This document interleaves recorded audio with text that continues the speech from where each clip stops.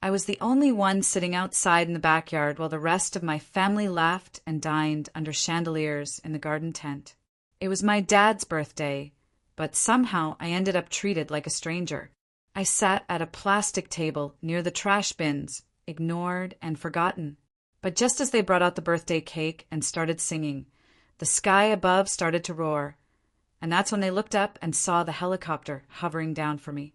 Before I tell you how I went from the forgotten daughter to the woman arriving in a private chopper, make sure you like this video and drop a comment below. Don't forget not to subscribe to the YouTube channel for more revenge stories like this. My name is Clara. I'm 32 years old. For most of my life, I was told I was too sensitive, too weird, or simply not good enough. But I never complained. I just watched, and I waited. And when the time came, I made sure no one ever forgot me again. The story began years ago in a neighborhood called Valley Pines, a small, lesser-known estate on the edge of town. Back then, I was the kind of girl who kept her head down.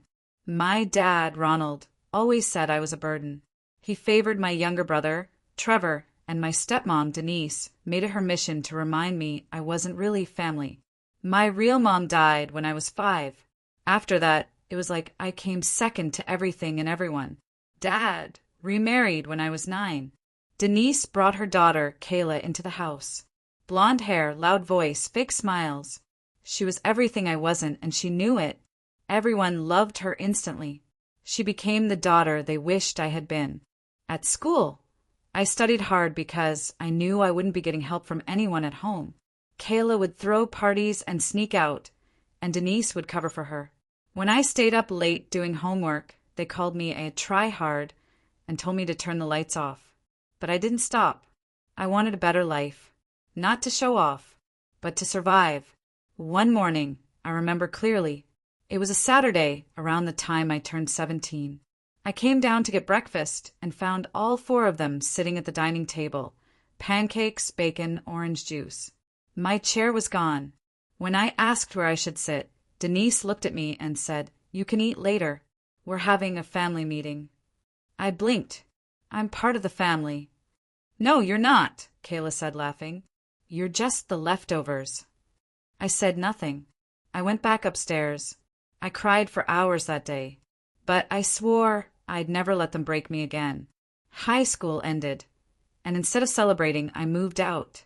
No party, no goodbye. I packed my bags, walked out of Valley Pines, and never looked back. At first, I had nothing. I worked in diners, cleaned apartments, slept in a friend's garage for 3 months. But I saved every penny. I taught myself coding, built small websites, and started a tech blog. Years passed, and slowly things changed. I got my first big client when I was 25. By 28, I had 3 online businesses running. Then one day, a cybersecurity firm offered to buy one of my projects for $74,000. I didn't accept. I negotiated. They paid $120,000 instead. I used that to launch my own platform, an AI-based fraud detection system. It blew up.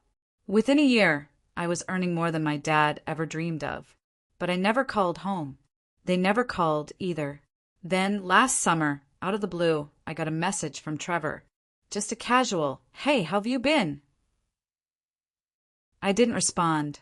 A week later, Denise emailed me an invitation to Dad's 60th birthday party. Everyone will be there. It would mean so much to him if you came. I nearly deleted it, but something in me paused. A quiet, cold voice inside whispered, "Go.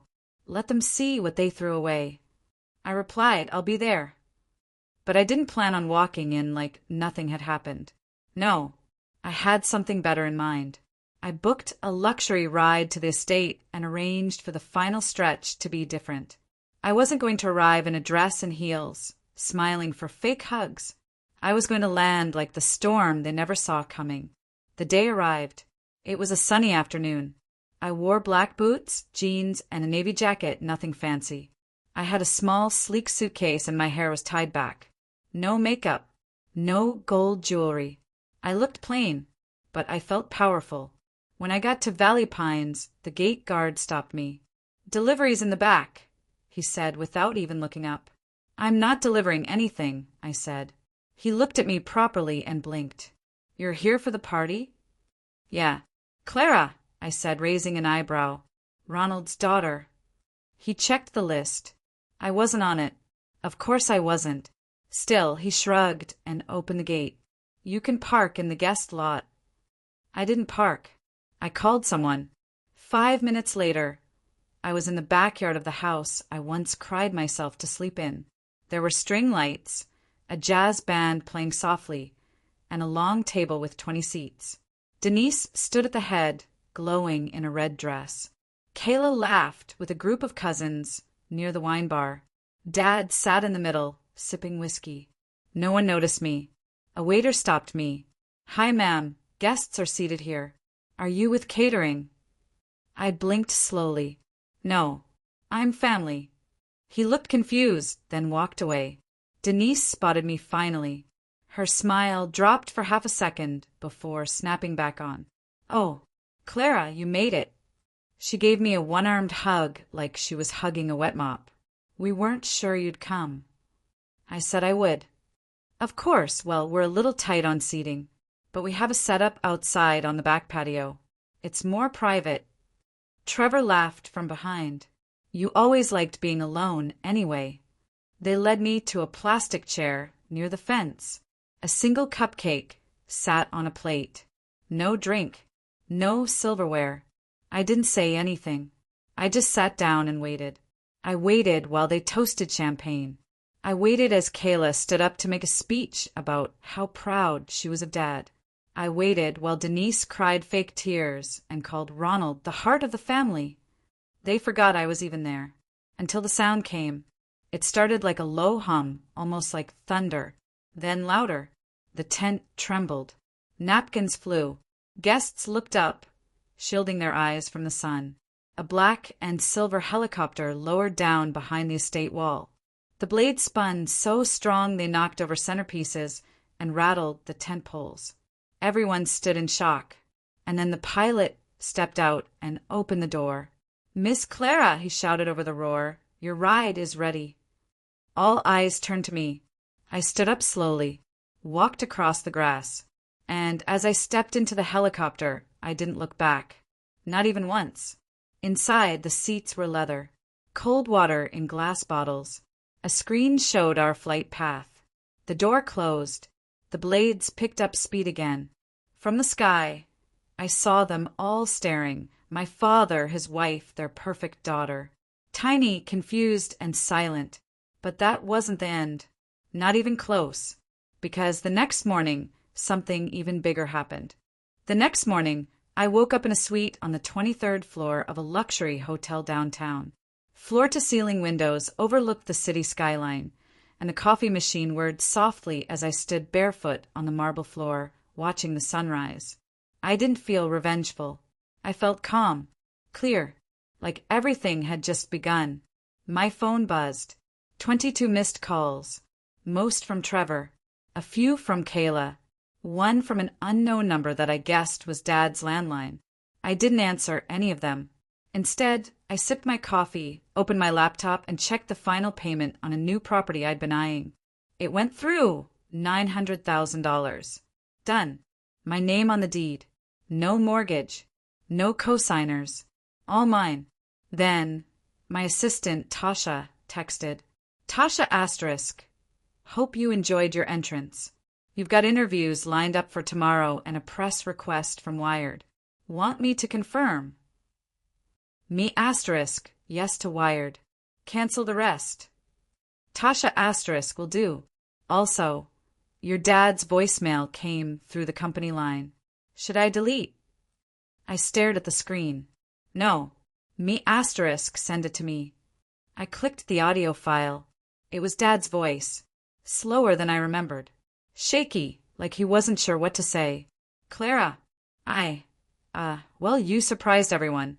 Wasn't expecting that kind of arrival. Listen, maybe we should talk. I know things haven't always been easy, but it was good to see you. We're having brunch tomorrow. If you're around, swing by. He ended with a quiet sigh. Not sorry. Not regretful. just curious. I let the silence hang in my room for a long moment, then played the voicemail again. I didn't feel flattered. I felt like I'd flipped a switch, and now they were blinking in the dark. But I didn't reply. Not yet. Let them sit in the uncertainty. Let them wonder. The next few days went by quickly. I did the interview with Wired. They titled it, From Neglected Daughter to $1 Million CEO, Clara's Quiet Rise. It went viral. Overnight, people were sharing my quotes, especially one line. You don't have to be invited to the table. Sometimes you build your own and fly it in. The comments exploded. This is the real definition of revenge. Clara is her.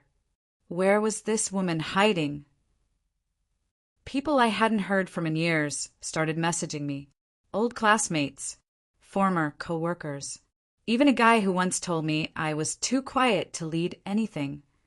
Now, he wanted to know if I'd mentor him. Still, I said nothing to my family, until Denise reached out. She sent me a photo of a gold bracelet I'd lost when I was 13. My mom had given it to me before she passed. I had thought it was gone forever. Denise's message, asterisk, found this while cleaning. Thought you might want it back. Let's talk soon. No apology, just bait. That bracelet wasn't an accident. She knew what it meant, and she used it like a hook, thinking I'd bite.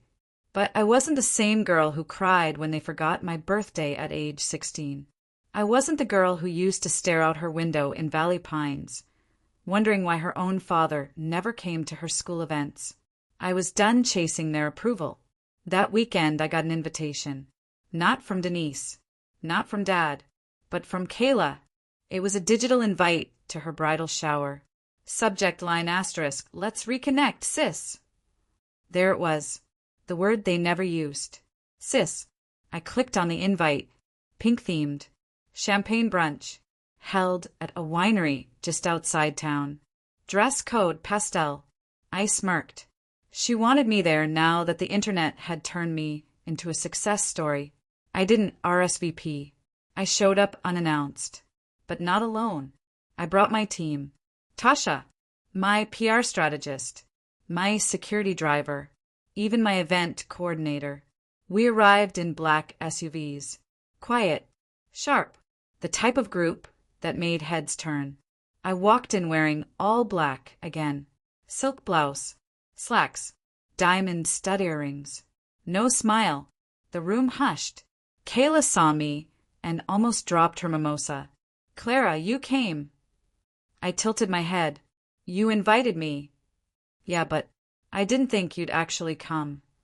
Denise appeared beside her.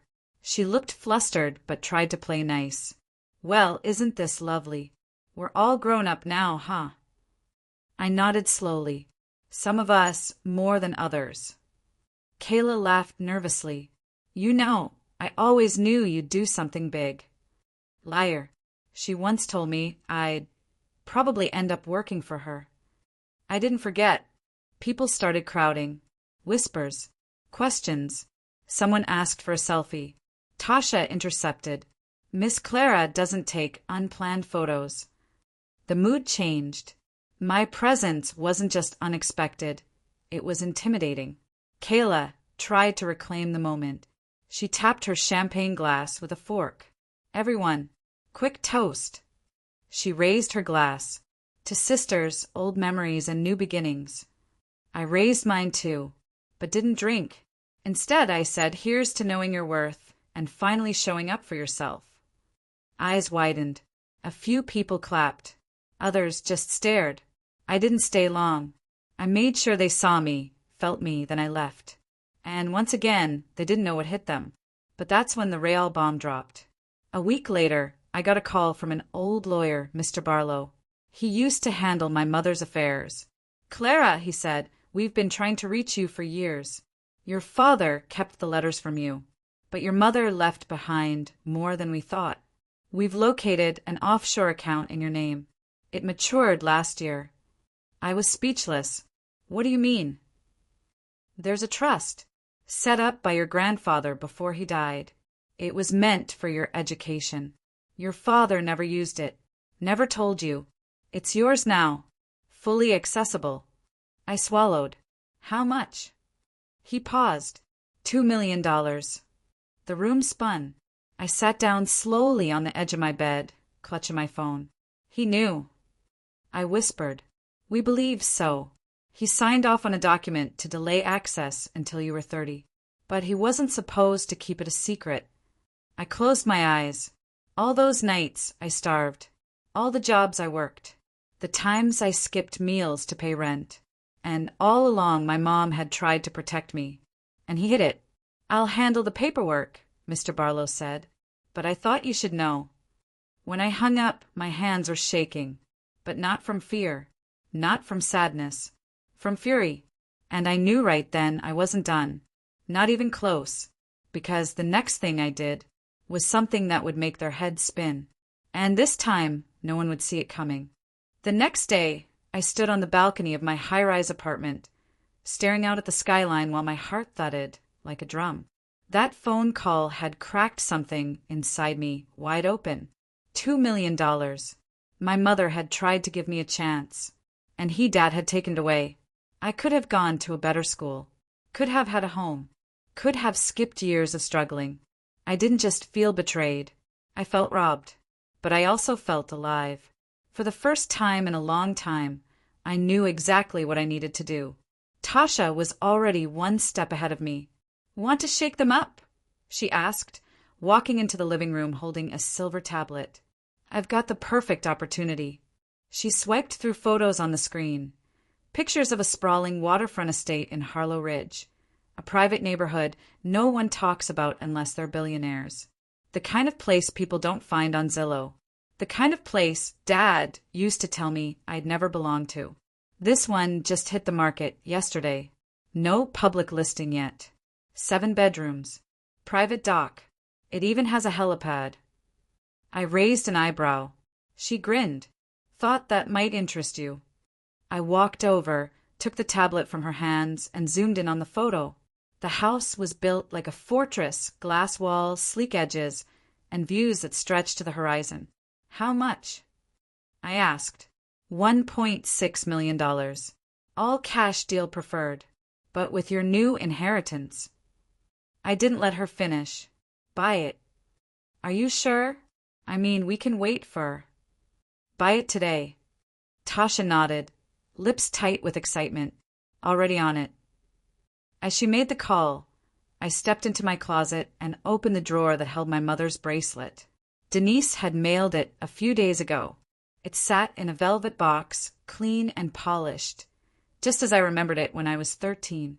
I held it up to the light and fastened it on my wrist. Not as a thank you, but as a reminder. The next move was simple. I needed to see Dad, but not yet. First, I wanted him to see me. Really see me. And nothing made people like him squirm more than not knowing what you were going to do next. So I made my moves quietly. I bought the house. Moved in within the week. Every inch of it became mine. I had new furniture delivered. State-of-the-art security systems installed. Even my own staff, discreet, loyal, trained to keep secrets. The helipad was my favorite part. Most people bought it as a status symbol. I intended to use it. The next time they saw me, I would descend from the sky, not to show off, but to remind them that I rose without them. 2 weeks later, I got another invitation. This time for Dad's 60th birthday party. Kayla sent it. Apparently, she'd taken over the planning. The invite was pure gold, literally. Foil lettering, calligraphy, RSVP instructions printed on fine cardstock. It read, "A celebration of legacy and family. Join us as we honor our father, Gregory Benson. Legacy." The word felt like sandpaper in my mouth. I didn't RSVP. Again. But I made a different kind of call. "Tasha," I said, "get the bird ready." She grinned. "You mean the chopper?" I nodded. "And make sure it lands somewhere they'll hear it coming." The day of the party, I didn't rush. I waited until I knew they were seated. Tasha and I flew in just as the speeches were ending. The estate they'd rented for the event was big. 2 acres, floral arches, live music, champagne towers. All their important friends sipping rose and smiling like they'd built something real together. I wore black again, but this time a tailored pantsuit with silver cuffs. My hair slicked back, heels tall enough to make noise when I walked. As we approached in the air, I could see the party in full swing. I told the pilot to circle twice, just slow enough to make people look up and wonder who was arriving so late, so bold, so loud. The chopper came to a soft landing on the empty tennis court at the back of the estate. Security ran over in confusion. I stepped out, not saying a word. Tasha walked beside me with a briefcase in hand, not because I needed it, but because it made people ask questions. As we came around the corner of the hedge-lined path, the entire party turned their heads. It was like watching dominoes fall. One by one, people stopped talking, stopped eating, stopped breathing. Kayla's champagne flute slipped from her fingers and shattered on the stone. Denise's hand went to her chest. And Dad, he stood up slowly, his mouth half open. Clara. I didn't smile, didn't wave. I just walked toward the long dining table where every seat was taken, except the one outside. The one they left empty, far away from the canopy, out in the sun. It was the only seat that didn't have a name card. I saw what they did. They were still playing games, still treating me like the outsider. Tasha moved ahead of me and laid a soft cloth over the chair. Then she set a silver nameplate down, my name engraved in bold. I sat, and a beat later, the helicopter roared back to life and lifted into the sky, blowing napkins and centerpieces across the lawn. Gasps, screams, scrambled guests shielding their eyes. I looked up at the swirl of air it left behind. Then I turned my head slowly and faced the table. They were staring, every single one of them. Kayla, Denise, Dad, even his friends, the bankers and lawyers and smug golf buddies. I lifted my glass of water and said calmly, "Sorry, I'm late." Then I took a sip. The table was silent. You could hear the clink of ice in the nearby bar. I watched Dad's hands tremble slightly as he lowered himself back into his seat.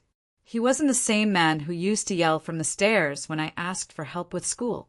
His hair was thinner, his posture slumped, but his pride still as big as ever. "I didn't know you'd be joining us," he said finally. I met his eyes. "You didn't ask." A few people chuckled nervously, unsure if they should be amused or afraid. Denise spoke next. "Well, we're glad you made it," she said with a tight smile. I turned to her slowly.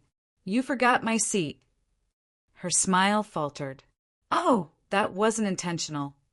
Liar. The waitress arrived to take orders. When she came to me, she hesitated.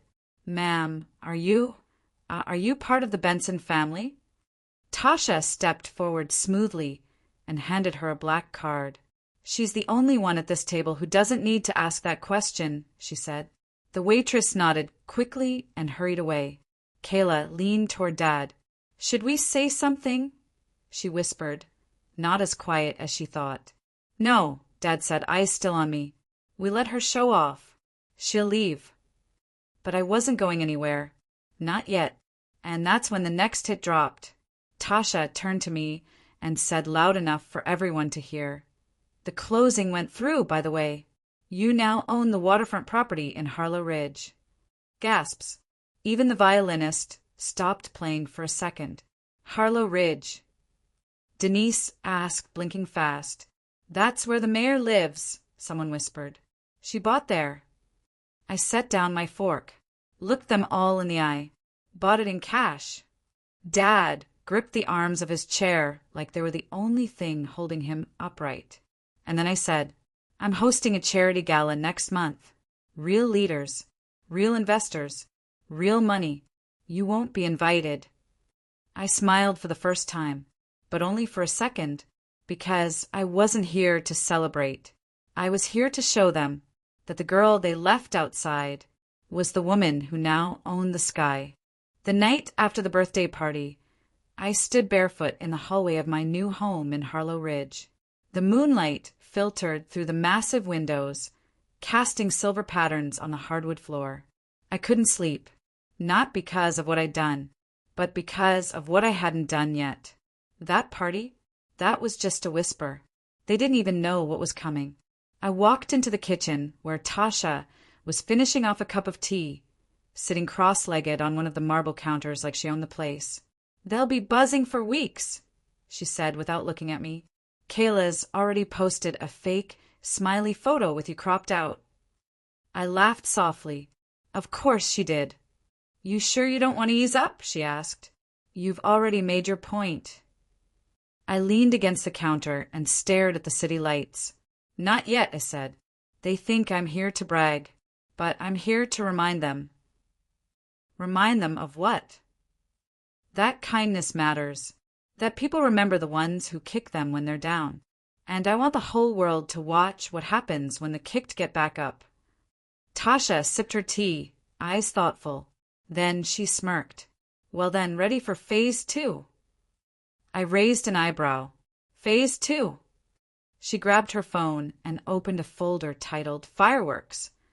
Inside were photos, documents, records, emails. It was all there. Proof of Denise's secret investment fraud case from 3 years ago. The one that nearly cost her job, but mysteriously disappeared. Dad had paid a high-profile attorney to bury the story deep underground. Another folder had Kayla's loan defaults.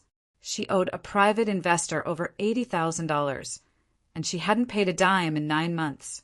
There was even a letter drafted by a lawyer, a cease and desist sent to a company that Kayla's husband had plagiarized for a tech idea he tried to sell as his own. I blinked. Tasha leaned in, tapped the screen. "They're not just nasty. They're messy." My breath caught. I'd spent years wondering why they hated me.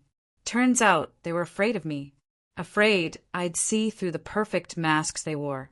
Afraid I'd speak when they needed silence. And now, I didn't need to say a word. I just needed to shine a light. The next day I made a call. Not to the news, not to the police, but to someone better. Penny Valdez, an old friend from college, who now ran a popular podcast about high society scandals and family betrayals. She had millions of followers and was known for her line, "Let's unpack the lies."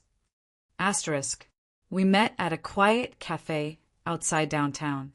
Penny wore a tan trench coat, sunglasses, and a grin that told me she already knew something juicy was coming. "Clara Benson," she said as she Saturday, the girl who vanished then reappeared in a helicopter at Daddy's birthday party. I chuckled. "I see your sources are fast." Social media lit up that day. Your entrance broke 3 wedding influencer pages. "So what's the story?" I slid the envelope across the table. Her eyes widened as she opened it. She read in silence for almost 10 minutes.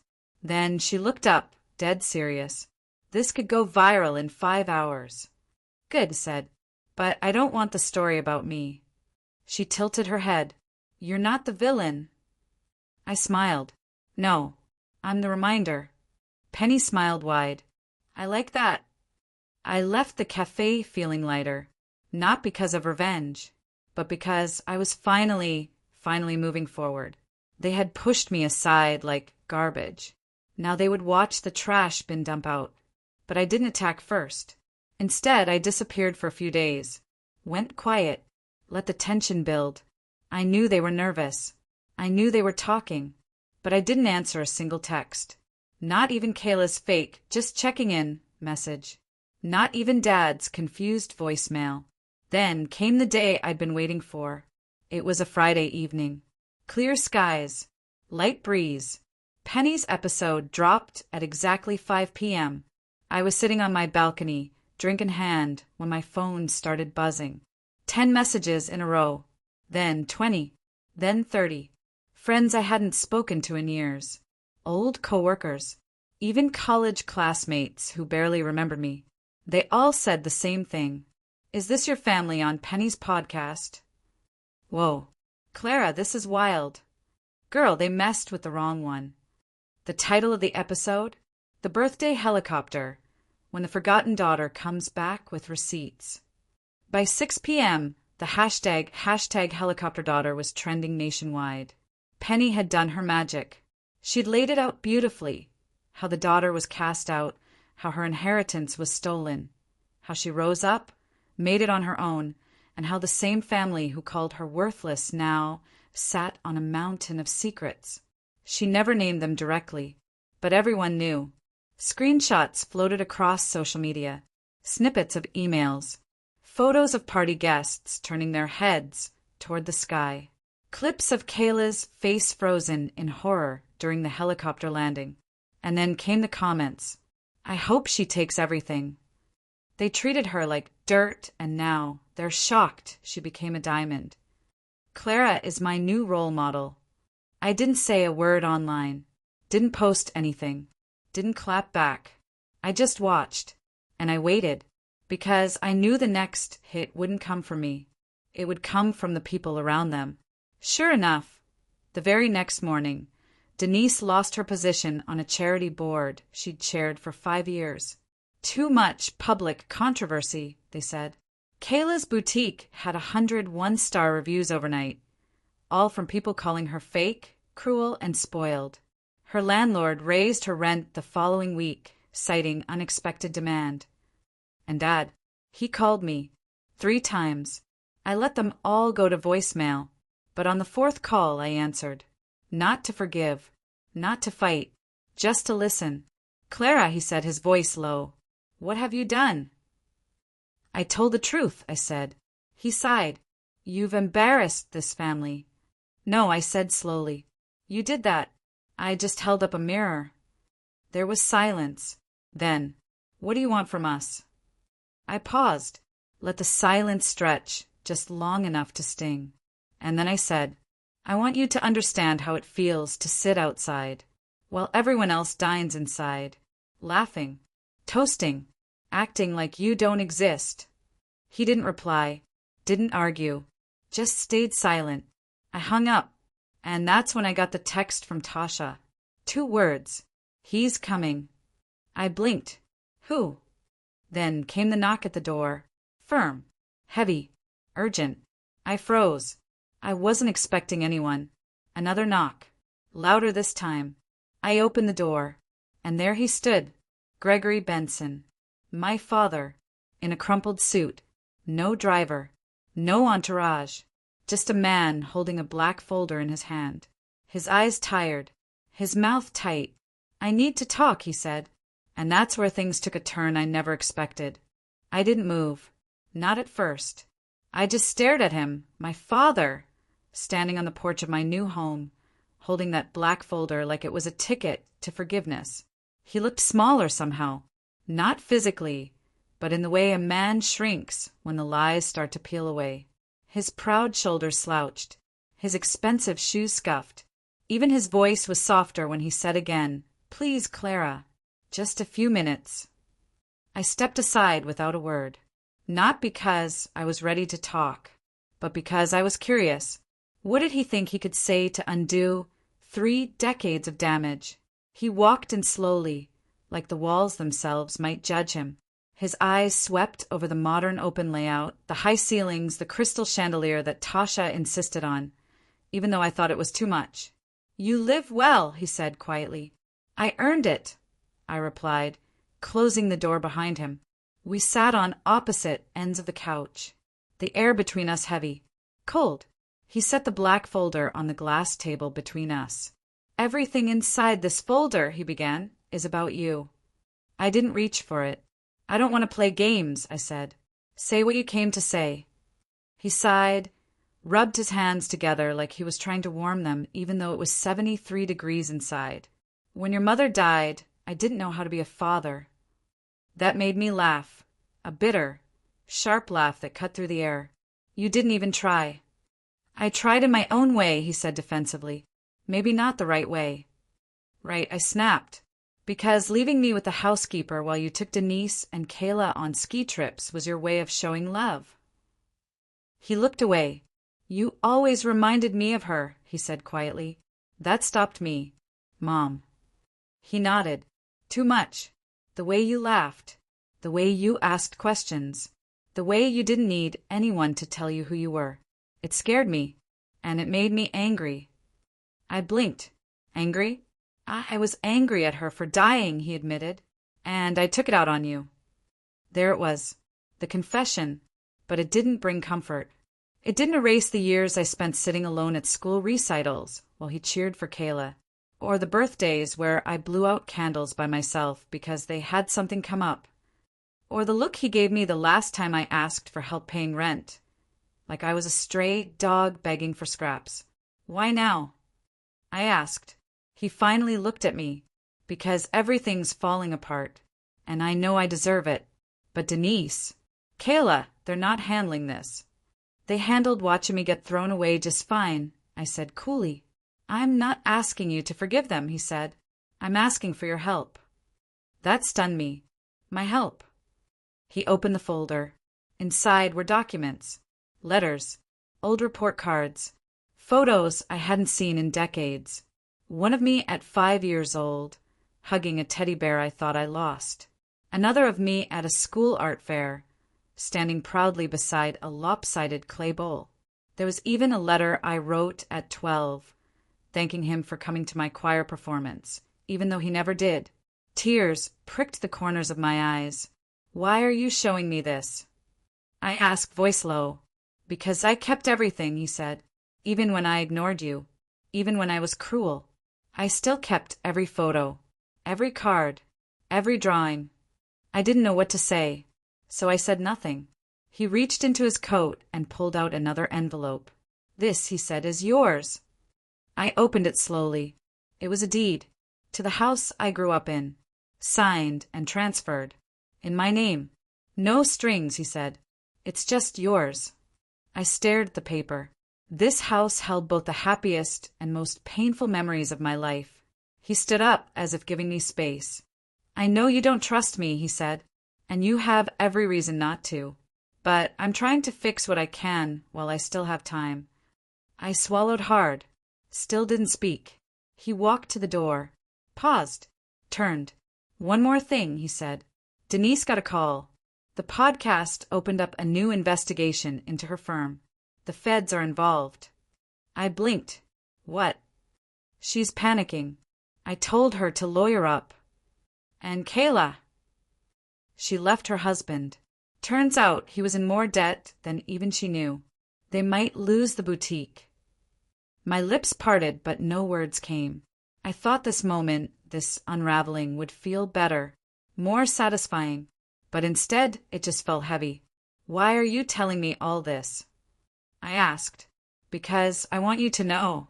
I finally see what I did, what we all did, and I know we can't fix it overnight. But if there's even a small part of you that wants peace, I'm ready to start there. He left without another word, and I sat on the couch for a long time, staring at the folder, the deed, the pictures, all of it. I was still staring when Tasha came home that night. She looked at the table, at my face, and said, "He came, didn't he?"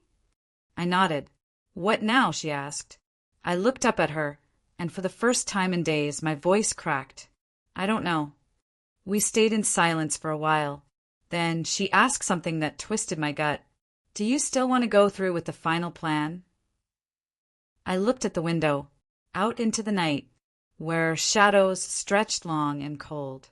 The plan, the final move, the one that would end everything for them. It was sitting in my email. One click away. Penny was ready to go live. The documents I held, the ones Dad gave me, were just the beginning. I had more. A file from an anonymous whistleblower about Denise's offshore accounts. A video of Kayla berating an employee in a locked back room. And a copy of an NDA Dad once forced a former maid to sign after an incident no one ever talked about. This was the nail in the coffin kind of evidence. But as I stared at my laptop that night, finger hovering over the mouse pad, I hesitated. And that's when I got the call. Not from Dad. Not from Kayla. Not even from Penny. It was from an unknown number. I almost didn't answer, but I did. And the voice on the other end made my heart stop cold. Clara Benson? The man asked. Yes. This is Detective Grant. I'm calling in regard to Gregory Benson. I'm afraid we have a situation. The room spun. What kind of situation? There's been an incident, he said. Your father is in critical condition. We need you to come down to St. James General immediately. The phone slipped from my hand and hit the floor with a soft thud. Critical condition? I whispered, my heart pounding like a drum in my chest. Detective Grant's voice stayed calm, but I could hear the seriousness in every word. Yes, Ms. Benson. We can't give you many details over the phone, but it's urgent you come as soon as possible.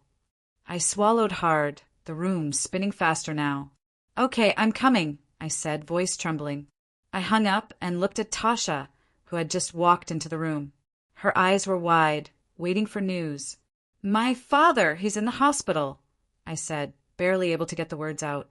Tasha didn't say anything. She just grabbed her coat. We're going, she said. I changed clothes quickly, my mind racing. What had happened to him? Was this some kind of punishment? Or something worse?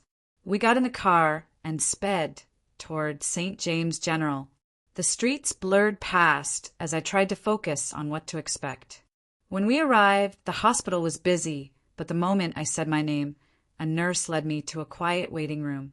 Minutes later, Detective Grant came in, his face serious. Ms. Benson, he said, sitting down. There was an accident. Your father was found unconscious in his home. We don't know much yet, but we suspect foul play. My heart stopped. Foul play? Someone had hurt my father? Do you have any suspects? I asked, voice shaking. He hesitated. We're investigating all leads. But there is something you should know. Before the accident, your father received threatening messages, emails and calls from an anonymous source. I felt a cold wave wash over me. Was this connected to the secrets I was about to reveal, or was it a warning? Detective Grant handed me a folder. Inside were printed emails, messages demanding money, threatening to expose family secrets unless he paid up. I glanced down at the sender's address. It was masked, but one line caught my eye. You can't hide the truth forever. We're coming for you. My mind raced back to the files I had. The evidence against Denise, Kayla, and Dad himself. Was someone trying to stop the story from coming out? Or was this a family member fighting back? Suddenly, my phone buzzed. A message from an unknown number. Stop now, or next time, it won't be just a warning. My fingers trembled as I read it. Tasha looked at me, her face pale. We need to be careful, she said. I nodded. This was bigger than just family drama. And the helicopter arrival at the party? That was only the beginning. Someone wanted to keep the truth buried, no matter the cost. And now, I was caught in the middle of a dangerous game. I sat back, heart pounding, knowing one thing for sure. This story was far from over. And the next move could change everything. If you're hooked so far and want to see what happens next in this wild ride, please like and drop a comment below. Remember, kindness matters, even when revenge feels sweet. Let me know what you think about Clara's story and what you'd do in her place. Subscribe. Just stay tuned for the next chapter when you're ready.